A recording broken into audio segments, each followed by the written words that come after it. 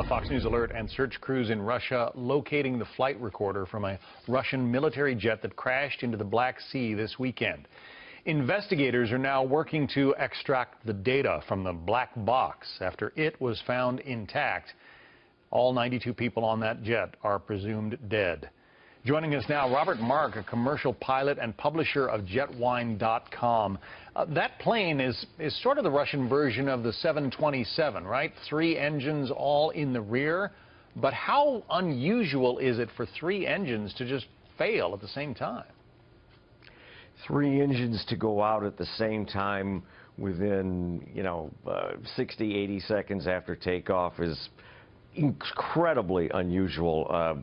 I mean, that means that it's probably going to turn out to be something like the fuel, something that would have affected all 3 engines at the same time. They are suggesting, as I understand from Russian media, they're suggesting that this was not terrorism. Can you rule that out that quickly? I don't know how they could possibly do that. I think it's way too early, but what we do know is that the airplane wasn't very high in the air, maybe 1,000 feet, John. I mean, and 1,000 feet when something happens, you don't have a whole lot of time, and they were out over the water, and they didn't have a Sully event. Yeah. I mean, it potentially could have happened the same way if the pilots had been able to pull off the kind of miracle on the Hudson landing that he pulled off. If they could have done that on the Black Sea, why do you suppose that wasn't apparently possible in this case? Well, the one thing that I haven't been able to verify yet is whether this happened in daylight or in the dark. In the daylight, at that altitude, it's really hard anyway. I mean, the Sully event on the Hudson was probably a 1 in a million. But if it was dark, or if it would have been virtually impossible to know where the water was in order to pull up in time. It's been a bad week for Russian aviation. There have been a couple of fatal crashes in Russia involving Russian-made planes.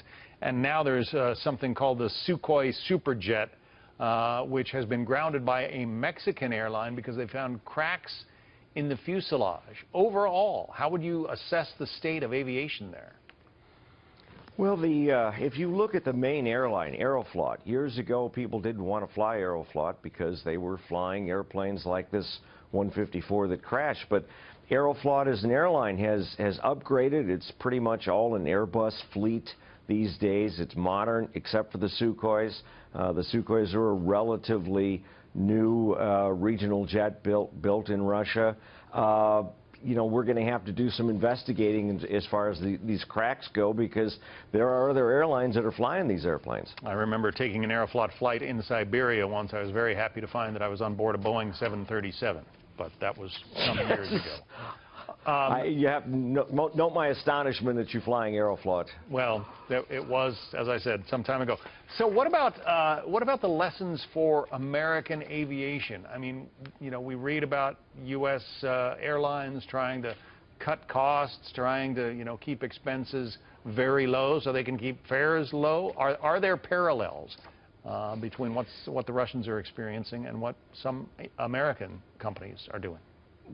Well, I think, certainly in the U.S. we have an exemplary safety record, especially the last few years, where we've been seeing most of the accidents around the world. They're happening in areas where the technology is not quite as good. Look at that accident in Colombia last month. Certainly, it comes down to the crew training, to the technology, how well the airplanes are maintained, and we do a great job here in the U.S. Well, we absolutely do. Don't want that point to be lost on our viewers. Robert Mark from jetwine.com. Thank you. Thanks, John.